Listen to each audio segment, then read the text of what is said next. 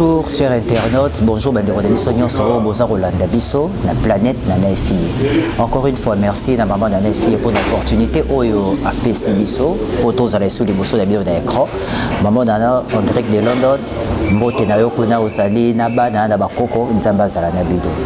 En tout cas, sango oyo to lisolo oyo na nango lelo eza vraiment lisolo moko ezo sala pasi. Hein? Donc ils ont ça vraiment pas si souvent na ba émission nanga na lobela ba makambo te. Mais tellement il y a des histoires oyo et ça qu'on s'est répété hein? Ça arrive successivement et pas ba relation na biso ba famille na biso et puis beaucoup plus encore ba fan ba komela kinga ba bisinga super mec artiste yo aux aramingi vraiment penser les biloko côté pour na kati ya planète Nana Fille il y a beaucoup plus de femmes oyo nde ba lobela rapena ba sujet oyo hein? Mais ça fait vraiment très mal yango tellement vu indisponibilité ya ba collègue na misusu ba bana basi yango naza ko obligé ya ko beta pena lisolo oyo pe ko benda bana mibali matoi. Comment ça se fait que yo mona mobali ozana moi donc ils ont un sujet de l'air mais nazo bongo juste nazo généraliser parce que ça fait très mal. Maman Nana Fille aza musala nzambe et puis ndenga pesa biso ba conseil tant que bana mibali malgré tous les artistes mais babilo mususu tolingeso sala te parce que pona ko respecter même batu oyo tozala na bango oyo toza par exemple en couple et puis environnement na biso tolinga toujours ko tia mo équilibre. Yo mona mobali tu vis avec une dame au déranger ye mona batu oyo aza innocente ayebi le côté et subitement Andimi Papesi Motema donc elle a voulu risquer hein, son cœur, sa vie, son âme. Il y a coupé ça yo chance que nous allons naïe et elle te soutient dans tout ce que tu fais.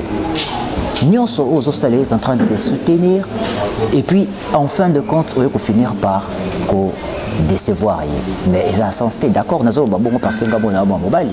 balobi que no bada mibali sérieux non bité que naza sérieux parce que l'homme le plus sérieux du monde n'existe pas. On a toujours des défauts, on a toujours des problèmes là et ça la basali ya nzambe na biso baza toujours na ba problème mais babilo ko musu to so salaka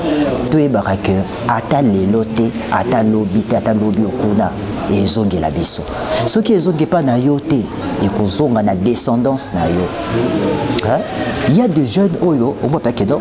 moi si à vivre naïe depuis humanité depuis tant à bac naïe ndé ba diplôme d'état à Kinshasa ce qui a joué bac naïe ba keba université er mususu kutu maman na bango to atekakata maleo wato na boutique mo bo agira quand même azo yibelo ba sardine pour qu'il ko tikela na homme. Et au moment venu, tango aussi les classes na ozu musalato na banque, ozu musalato na ba compagnie na biso ya ba télécommunication.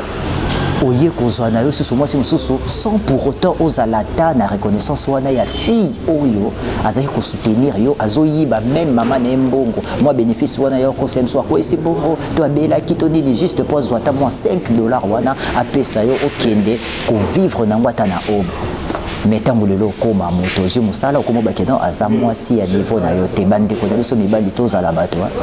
boye baki bana basi wana oloba oh non mwana mobali oyo c'est que bana basi to neto aza pende non bolo ba juger moi tel que vous voulez bo qualifier na nyonso bolinge mais moi c'est que je sais que lobinga na bota ba mibali na bota bana basi est-ce que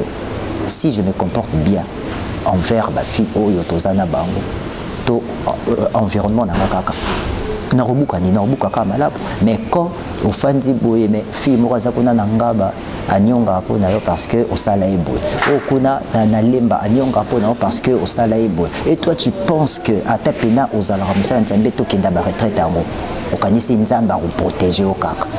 ezali kambo nzambe teza kama loba nika ko ezokela mopepe ezaka ka blessure wana ya même de cela oyo babela kapa kufi juste parce que akutani na likambo moko boye o mobala zo escroquer bambongo motape so confiance na famille na bango biso hérita ki moi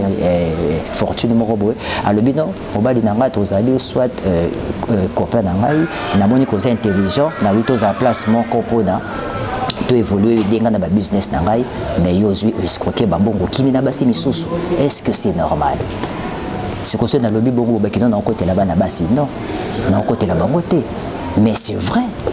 ce que je suis en train de parler c'est la pure vérité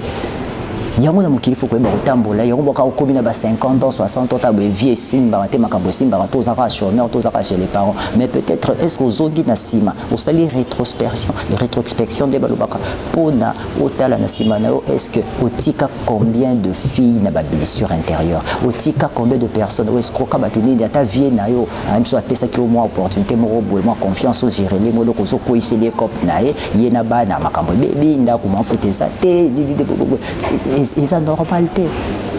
Je suis beaucoup plus basé et pas nabiso bana mibali. En tout cas, batemonga le bela ngote mais na le bela ngole parce que il y a eu beaucoup d'appels, il y a eu beaucoup de messages et puis batu bisinga ka ifona loba yango. Ma bonne année fille, merci encore beaucoup pour la opportunité mais o ndengena loba vraiment on a bino bana mibali bo yeba. Kotambolisa ba vie na bino eza magité soko zomona moto azana bambeba komi rom tabeli de boma consort ça parce que ba biloko misubo sala na ba vie na bino eza ko rattraper bino du jour au lendemain yo kasi e bana raté même si pour occuper la prière bon e bisaote mon cher ba ko e bisaote tu dois changer ton comportement tambola bien luka vie na yo honnêtement hein neti binga ndenge na sa bo est-ce que na yibi lo kwa moto. Je n'ai pas escroqué. Nazo sala moi ndi bonebi que non maman na fille que non moi na ngai oyo azo sala musala naye il va gagner quelque chose. Ata maleme tozo bunda. Au fur et à mesure on est en train de évoluer na musala oyo ndé na rezope les fouti na ngai maleme. Il suffit qu'on a convaincre maman na biso nazala excellent il peut opérer une opportunité ko bakisa ti lobi to ebité mais na yebi que lobi peneza pas que non émission ko lelo za bo mais je me souviens surtout ka tout refait pe na sima bo mona ke za montage te za rideau il y a verre na sima to mo pe na tout refait pour moi pe na bo London Bridge non ba London Bridge parce que ma maman il y a za kana Londres et je me souviens que là ben super mec en direct de London Bridge per ça la pe moi émission mo pe na ba neige ba nini ba voiture wana surtout ba bus à Londres on est il y a étage wana bon tout ça, ça arrive au fur et à mesure au salaire. Quand tu gagnes ta vie honnêtement, mais quand tu es en train d'escroquer les gens, quand tu es en train d'escroquer ton peuple, parce que ça va le révéler. Bazoloba, d'accord. Mboka Ekofi, d'accord, mais président, quand il dit ça, d'accord,